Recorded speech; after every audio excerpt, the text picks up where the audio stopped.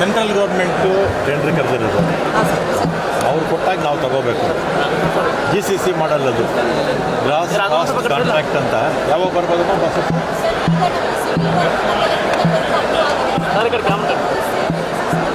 ಆಮೇಲೆ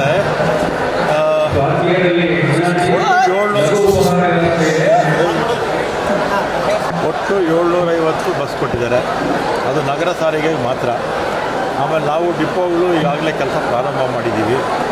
ಡಿಪೋ ಮುಗಿದು electrical work ಕೂಡ ಮುಗಿದ ಮೇಲೆ ಟೆಂಡರ್ ಕರೆದಿರ್ತಕ್ಕಂಥದ್ದು ಕೇಂದ್ರ ಸರ್ಕಾರ. GCC ಮಾಡಲ್, ಗ್ರಾಸ್ ಕಾಸ್ಟ್ ಕಾಂಟ್ರಾಕ್ಟ್ ಅಂತ. ಬಸ್ಸು ಪ್ರೈವೇಟ್ ಅವ್ರದ್ದಿರುತ್ತೆ, ಆಮೇಲೆ ಡ್ರೈವರ್ ಅವ್ರ ವ್ಯಕ್ತಿ ಇರ್ತಾರೆ, ನಮ್ಮದು ಕಂಡಕ್ಟರು, ಆಮೇಲೆ ಬಸ್ ಮೇಂಟೆನೆನ್ಸ್ ಎಲ್ಲ ಅವ್ರದ್ದು. ಬೆಳಗಾವಿ ಜಿಲ್ಲೆಯಲ್ಲಿ ನಾವು ಕಿಲೋಮೀಟ್ರಿಗೆ ಇಷ್ಟು ಅಂತ ಕೊಡಬೇಕು. ಬೆಳಗಾವಿ ಜಿಲ್ಲೆಯಲ್ಲಿ ಇನ್ನೂ 8 ಹಳ್ಳಿಗಳಿಗೆ ಬಸ್ಗಳಿಲ್ಲ, 8 ಹಳ್ಳಿಗಳಿಗೆ ಬಸ್ ವ್ಯವಸ್ಥೆ ಇಲ್ಲ. ಬಸ್ ವ್ಯವಸ್ಥೆ ಅಂದರೆ ರಸ್ತೆ ಸಮರ್ಪಕವಾಗಿಲ್ಲ ಅಂದರೆ ಹಾಕಲ್ಲ, ರಸ್ತೆ ಸಮರ್ಪಕವಾಗಿಲ್ಲ ಅಂದರೆ ಹಾಕಲ್ಲ. ಬಹುತೇಕ ಎಲ್ಲೆಲ್ಲಿ ರಸ್ತೆ ಇದೆ ಎಲ್ಲ ಕಡೆ ಹಾಕಿರ್ತೀವಿ. ಕೆಲವು ಕಡೆ ಇಕ್ಕಟ್ಟಾದ ರಸ್ತೆ ಇರುತ್ತೆ, ಅಂಥ ಕಡೆ ಹಾಕಿರಲ್ಲ ಅಷ್ಟೇ. ಉಳಿದಾಗೆ ಎಲ್ಲ ಕಡೆ ಕೂಡ ಹಾಕಿರ್ತೀವಿ.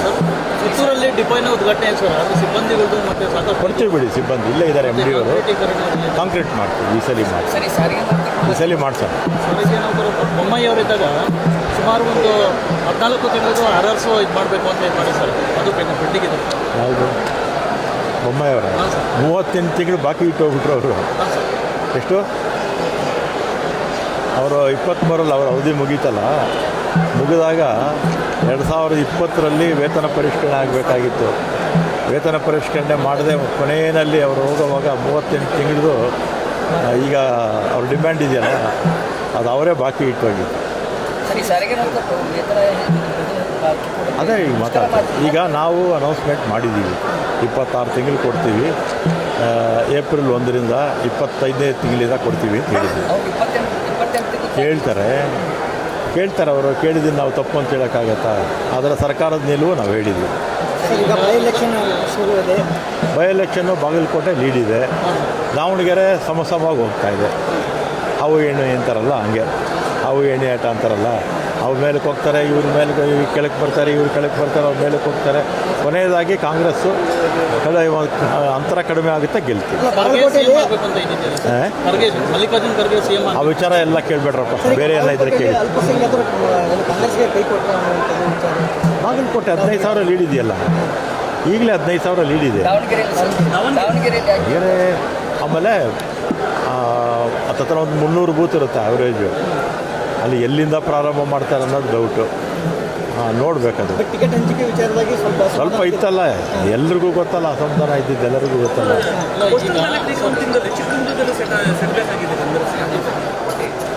ಈಗ ಪೋಸ್ಟಲ್ ಬ್ಯಾಲೆಟಲ್ಲಿ ಅಧಿಕಾರಿಗಳ ತಪ್ಪಿನಿಂದ ಕೆಲವು ಕಡೆ ಆಗಿರುತ್ತೆ. ಈಗ ಮಾಲೂರಲ್ಲಿ ಕಾಂಗ್ರೆಸ್ ಅಭ್ಯರ್ಥಿ ಮೇಲೂ BJP ಅಭ್ಯರ್ಥಿ ಹಾಕ್ಕೊಂಡಿದ್ರು, ವೋಟ್ ಸರಿಯಾಗಿದೆ ಅಂತ ಬಂತು ಅಲ್ವಾ. ಇನ್ನು ಗಾಂಧಿನಗರದ ಒಂದು ಬಾಕಿ ಇದೆ. ಆಮೇಲೆ ಇದರಲ್ಲಿ ಆ ರೋಡ್ ಜಾಸ್ತಿ ಇದೆ ಅಂತ ಬಂದಿದೆ, ಇಲ್ಲಿ ವಿಧಾನ ಪರಿಷತ್ತಲ್ಲಿ ಚಿಕ್ಕಮಗಳೂರು ಆ ರೋಟು ಜಾಸ್ತಿ ಇದೆ ಇವ್ರಿಗೇ. ಅದು ಕೂಡ ಇನ್ನೂ ಕ್ಲಿಯರ್ ಆಗಬೇಕು. ಅದು ಲೋಪದೋಷಗಳು ಯಾರು ಚುನಾವಣೆ ಅಧಿಕಾರಿ ಇರ್ತಾರೆ ಕರೆಕ್ಟಾಗಿ ಮಾಡಿದರೆ ಕೆಲವು ಸಂದರ್ಭದಲ್ಲಿ ಕಾನೂನು ಚೌಕಟ್ಟಲ್ಲಿ ಸರಿಯಾಗಿರುತ್ತೆ, ಕೆಲವು ಸಂದರ್ಭದಲ್ಲಿ ತಪ್ಪು ಮಾಡಿದಾಗ ಆ ರೀತಿ. ಸರ್, ಇವತ್ತು ಉಪಚುನಾವಣೆ ಫಲಿತಾಂಶ ಬರ್ತಾ ಇದೆ. ಉಪಚುನಾವಣೆ ಫಲಿತಾಂಶ ಬಳಿಕ ಮತ್ತೆ ರಾಜ್ಯ ರಾಜಕಾರಣದಲ್ಲಿ ಬದಲಾವಣೆ ಚರ್ಚೆ ಶುರು ಆಗುತ್ತೆ ಅನ್ನೋ ಚರ್ಚೆ ಇದೆ ಸರ್. ನಮ್ಮ ರಾಜ್ಯದಲ್ಲಿ ಏನಾಗಲ್ಲ, ನಮ್ಮದು ಹೈಕಮಾಂಡು ಏನು ತೀರ್ಮಾನ ಮಾಡ್ತಾರೆ ಅದಕ್ಕೆ ಸಿದ್ದರಾಮಯ್ಯನವರು, ಶಿವಕುಮಾರ್ ಅವರು ಎಲ್ಲರೂ ಕೂಡ ಬದ್ಧರಾಗಿದ್ದಾರೆ. ಶಿವಕುಮಾರ್ ಅವರು ಡೆಡ್ಲೈನ್ ಕೊಟ್ಟರು. ಶಿವಕುಮಾರ್ ಅವರು ಈ ಸರಿ ಬಂದಾಗ ನೀವೇ ಅವ್ರನ್ನ ಕೇಳಬೇಕು. ಇಲ್ಲಪ್ಪ, ನಮಗೆ ಗೊತ್ತಿಲ್ಲ. 15 ಜನ ಏನೋ ರಾಜೀನಾಮೆ ಕೊಡ್ತಾರೆ ಸಚಿವರು ಅಂತ ಹೇಳ್ಬಿಟ್ಟು ಸಂಪುಟ ವಿಸ್ತರಣೆ ಆಗುತ್ತೋ ಅಥವಾ ಪುನರ್? ಈಗ ಮುಖ್ಯಮಂತ್ರಿಗಳು ಆ ರೀತಿ ಕೇಳಿದಾಗ ಕೊಡ್ತಾರೆ. ಮುಖ್ಯಮಂತ್ರಿಗಳು ಕೇಳಿಲ್ಲ ಯಾರಿಗೂ, ರಾಜೀನಾಮೆ ಕೊಡೋ ಪ್ರಶ್ನೆ ಉದ್ಭವ ಆಗಲ್ಲ. ಕೇಳಿದಂಥ ಸಂದರ್ಭದಲ್ಲಿ ಕೊಡಬೇಕಾಗುತ್ತೆ. ಹೈಕಮಾಂಡ್ ಇಷ್ಟೊಂದು ಗಂಭೀರವಾಗಿ, ಅಂದರೆ ಈ ರಾಜ್ಯದಲ್ಲಿ ಇಷ್ಟೊಂದು ಸಮಸ್ಯೆ ಇದೆ, ಗಂಭೀರವಾಗಿ ಸ್ಥಾನಗಳ ವಿಚಾರವಾಗಿ ಸಾಕಷ್ಟು ಬಂದಿದೆ, ಅದನ್ನ ಯಾಕೆ ಬಗೆಹರಿಸಬೇಕಾಗಿತ್ತು? ಬಗೆಹರಿಸಬೇಕಾಗಿತ್ತು. ಯಾಕೆ ಅಂತ ನೀವು ಹೈಕಮಾಂಡೇ ಕೇಳಬೇಕಷ್ಟೇ. ಹೈಕಮಾಂಡ್ ಸ್ಥಳೀಯ ಈಗ MLAಗಳಾದವರು ಸಾಕಷ್ಟು ಅನುಭವ ಇರ್ತಕ್ಕಂಥವ್ರು ಅಲ್ವಾ. ಅವರು ಅವ್ರವ್ರ ಜವಾಬ್ದಾರಿಗಳನ್ನು ಶಾಸಕರು ಇರ್ಬೋದು ಅಥವಾ ಮಿನಿಸ್ಟ್ರೀಸ್ ಇರ್ಬೋದು ನಾವು ಅರ್ಥಕೋಬೇಕು. ಮಾಧ್ಯಮಗಳು ಹೋಗಬಾರ್ದು ಅನ್ನೋದು, ಮಾಧ್ಯಮಗಳು ಹೋದರೆ ಪಕ್ಷಕ್ಕೆ ಡ್ಯಾಮೇಜ್ ಆಗುತ್ತೆ ಅಂತ ನಾವು ತಿಳ್ಕೋಬೇಕು. ತಿಳ್ಕೊಳ್ದೇ ಇದ್ದರೆ ಈ ರೀತಿ ಗೊಂದಲ ಆಗುತ್ತೆ. ತಮಿಳುನಾಡಲ್ಲಿ ಸೆಟ್ಬ್ಯಾಕ್ ಆಗಿದೆ ಕಾಂಗ್ರೆಸ್. ಅದೇ ನೋಡಿದೆ ನಾನು. ವಿಜಯ್ ಪಕ್ಷ ಏನೋ ಇದ್ರ ಪ್ರಕಾರ ಮುಂದೆ ಇದೆ, ಇನ್ನು ಕೊನೆಗೆ ನೋಡಬೇಕಲ್ಲ, ಅಂತಿಮವಾಗಿ ಏನಾಗುತ್ತೋ ನೋಡಬೇಕು. ವೆಸ್ಟ್ ಬೆಂಗಾಲು ಏನಾಗಿದೆ, ಚುನಾವಣೆಯಲ್ಲಿ ಈಗ SIR ಮಾಡಿದ್ರು ಅಲ್ವಾ. ಚುನಾವಣೆಯರು ಈ ದೇಶದ ಸಂವಿಧಾನಕ್ಕಿಂತ ದೊಡ್ಡವರು ಅಂತ ಮಾಡಿಬಿಟ್ಟಿದ್ದಾರಪ್ಪ ನಮ್ಮ ದೇಶದಲ್ಲಿ. ಅವ್ರ ಮೇಲೆ ಏನು ಲೀಗಲ್ ಆ್ಯಕ್ಷನ್ ತಗೊಳ್ಳೋ ಹಾಗೆ ಇಲ್ಲ, ಆ ರೀತಿ ಕಾನೂನು ತಂದಿದ್ದಾರಾ ಇಲ್ವೋ? ಅವ್ರ ಮೇಲೆ ಯಾರು ಏನು ಕೇಳೋ ಹಾಗೆ ಇಲ್ಲ, ಅವ್ರ ಮೇಲೆ ಯಾರೂ ಕೇಸ್ ಹಾಕೋ ಹಾಗೆ ಇಲ್ಲ.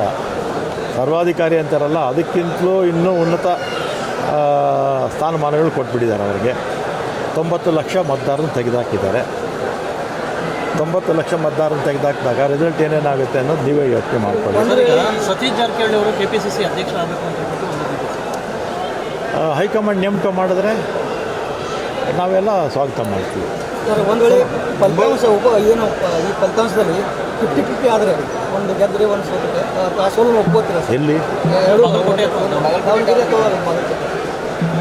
ಈಗ BJP ಸರ್ಕಾರ ಇದ್ದಾಗ ಬೈ ಎಲೆಕ್ಷನ್ಸಲ್ಲಿ ಅವರು ಸೋತಿದ್ರು ಅಲ್ವಾ, ಅವರು ಸೋತಿದ್ರು. ಈಗ ನಾವು ಸೋಲೋ ಪ್ರಶ್ನೆನೇ ಇಲ್ಲ ಬಿಡಿ.